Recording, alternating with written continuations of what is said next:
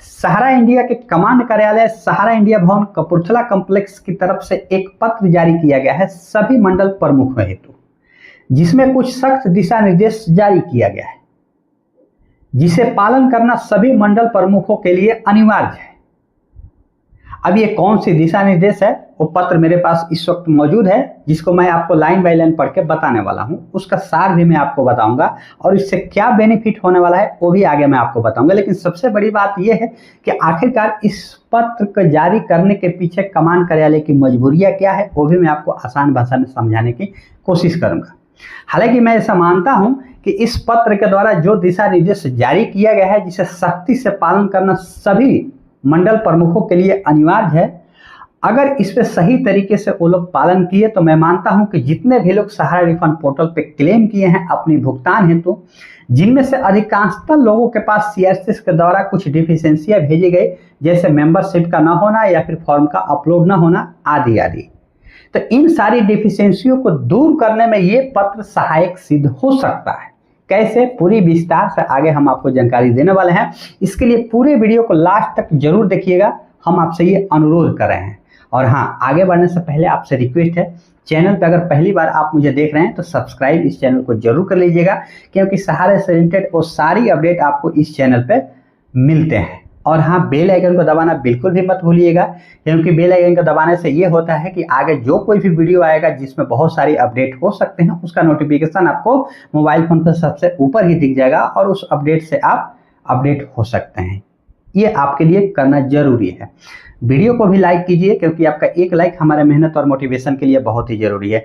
और मैं आपसे विशेष रिक्वेस्ट कर रहा हूँ कि देखिए, आप सभी लोगों के द्वारा जो भी वीडियो देखी जाती है मेरे चैनल का, मैं आपसे रिक्वेस्ट करूंगा कि अपनी राय कमेंट बॉक्स में जरूर लिखिए।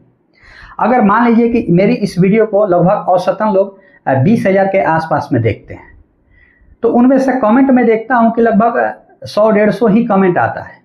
मैं ऐसा मानता हूं कि अपनी राय कुछ भी हो या फिर अपनी मांग कमेंट बॉक्स में जरूर लिखिए। लगभग मैं 100% करने की मैं ये आपसे वादा चाहता हूं।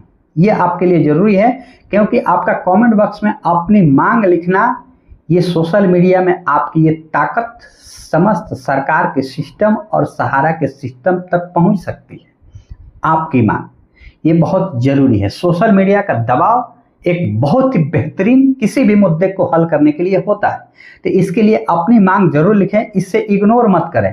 ऐसा लगता होगा कि नहीं, लाइक कमेंट सब्सक्राइब तो बोलते ही रहते हैं, लेकिन चलिए सब्सक्राइब करें मत करें, लाइक करें मत करें, मैं आपसे कह रहा हूं बिल्कुल ईमानदारी पूर्वक, लेकिन अपनी मांग अपनी राय कमेंट बॉक्स में जरूर लिखें।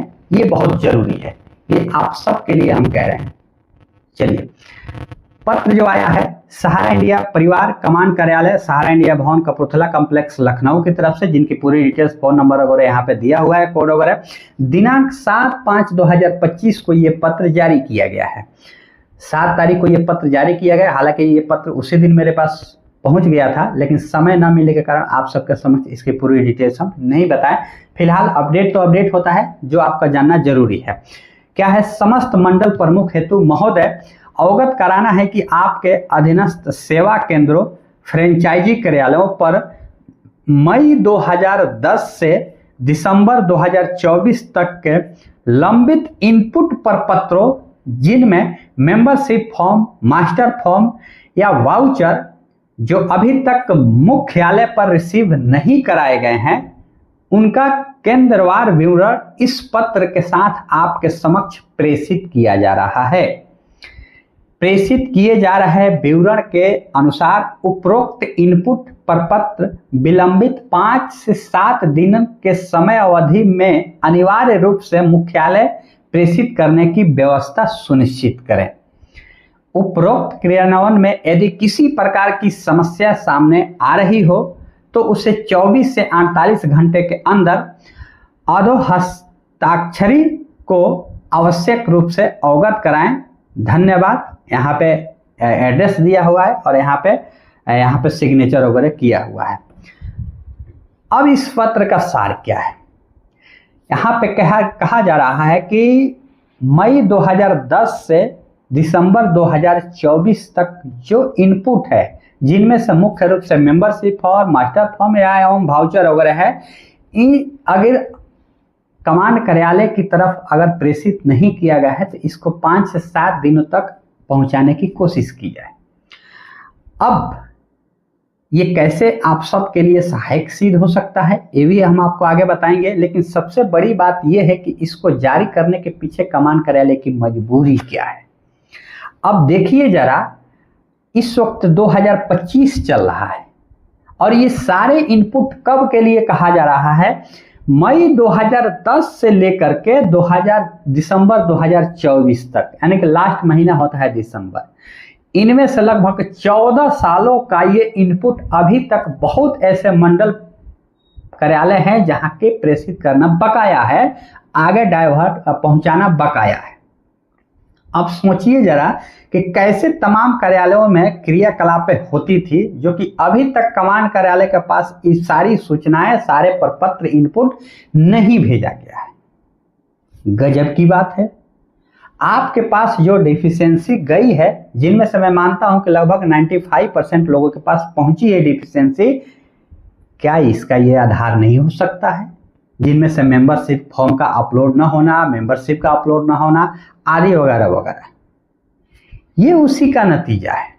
और यहाँ पे आज कमांड कार्यालय की अब ये मजबूरियां हो गई है। हो सकता है कि सीआरसीएस की तरफ से भी दबाव बनाया जा रहा होगा कि भाई अभी तक वो सारे प्रपत्र क्यों नहीं सौंपे गए हैं जिससे तमाम डेटा का वेरिफिकेशन किया जा सके। हालांकि इससे पहले कई बार ऐसा पत्रों के माध्यम से भी जानकारी मिला है सोशल मीडिया पे कि तमाम जो डेटा है वो सीएसएस के पास उपलब्ध करा गया है, लेकिन फिर भी अभी भी क्या चीज के लिए जरूरत पड़ी है, मैं मानता हूं कि इस वक्त इसकी जरूरत शायद जो सहारा रिफंड पोर्टल से जो भुगतान हो रहा है उसी के मद्देनजर इसकी जरूरत पड़ेगी। दूसरा तो कोई हो नहीं सकता है भाई, क्योंकि इतने पुराने प्रपत्रों की पहुंचना आखिर काम क्या होगा, इसी के मद्देनजर ये मंगाए गए होंगे। तो सबसे बड़ी बात ये है कि किस तरीके के पिछले समय में काम किया गया है, ये तथाकथित जो इकोसिस्टम है उसके बारे में आप सभी लोग इसके अंदाजा लगा सकते हैं कि पहले किस तरीके की क्रियाकलाप तमाम कार्यालयों में किए गए हैं। मतलब ये है कि आपका अकाउंट खोला, आपने पैसा जमा करना शुरू कर दिया, आपका फॉर्म यहाँ है कि वहाँ है कि कहाँ है, उस पर कोई विशेषक ध्यान नहीं दिया जाता था। इसी का ये नतीजा है कि अब तक मई 2010 से लेकर के दिसंबर 2024 तक के तमाम इनपुट को मंगाने का काम कमांड कार्यालय के द्वारा किया जा रहा है और इसकी समय अवधि दिया गया है 5 से 7 दिनों तक, यानी कि 1 हफ्ते की समय दिया गया है। हालांकि इसके साथ साथ ये भी दिशा निर्देश जारी किया गया है कि अगर इन 5 से 7 दिनों के अंतर्गत अपनी ये जिम्मेदारियों को अगर पूरा नहीं कर पाते हैं, किसी प्रकार का अगर व्यवधान आता है इसमें, तो आप इसे 24 से 48 घंटे के स्तर अंदर जो ये दिशा निर्देश जिनके द्वारा जारी किया गया है, जो कि यहाँ पे नाम और यहाँ पे सिग्नेचर वगैरह मौजूद है, उनके पास इसकी सूचना जरूर पहुंच जाए कि भाई कुछ ना कुछ दिक्कतें आ रही है। अब बताइए जरा कि इतने पुराना जो इनपुट प्रपत्र है क्या तमाम कार्यालयों में मौजूद होंगे, जो आज कार्यालय कई सालों से बंद पड़े होंगे। इससे पहले भी एक प्रपत्र जारी किया गया था तमाम जो नजदीकी थाना को सूचित करते हुए, उनसे सहयोग लेते हुए तमाम प्रपत्रों को पहुंचाने के लिए एक पत्र जारी किया गया था इससे पहले भी। और एक बार फिर से ये तमाम मंडल प्रमुखों के लिए ही सीधा पत्र जारी किया गया है कि आपके अंडर में जितने सारे इनपुट अब तक का बकाया है वो सारे आप प्रेषित करने का काम करें। अब बताइए, जो कार्यालय आज 5 सालों से बंद है, अब वो क्या पता वो कहाँ होंगे नहीं होंगे, ये थोड़ी चिंता का विषय जरूर है। लेकिन इससे आप ये अंदाजा लगा सकते हैं कि पिछले समय में किस तरीके के कार्य किया गया है। पैसा आपका पहुंचाना ये इनकी प्राइवेटी रही है, लेकिन आपके कागजात सही तरीके से प्रमुख मंडल तक पहुंचाना शायद किसी की जिम्मेदारी नहीं बन रही होगी। जिसने अपना काम किया, जो पड़ा है, उसी का ये नतीजा है कि आज भी अभी कमांड कार्यालय पत्र जारी करके ये कह रहा है कि सभी इनपुट हमारे पास पहुंच जाएंगे। अब ये दुर्भाग्यवश है कि इतनी बड़ी संस्था, इतना बड़ा सहारा इंडिया परिवार, जिसके सिस्टम में भी काफी कुछ पिछले समय में लोचा हुआ है, और उसी का नतीजा है कि आज अधिकांशतः लोगों के पास सीआरसीएस के द्वारा डिफिशियंसी का मैसेज भेजा गया है, जिसमें मेंबरशिप फॉर्म और मास्टर फॉर्म बहुत ही लोगों के पास गया है। आपके पास भी गया है तो कमेंट बॉक्स में जरूर लिखिएगा। अब ये हो गया, अब ये इनकी मजबूरियां हो गया, हो सकता है कुछ ना कुछ दबाव हुआ होगा और इन सारी चीजें हो गई। अब सवाल ये है कि ये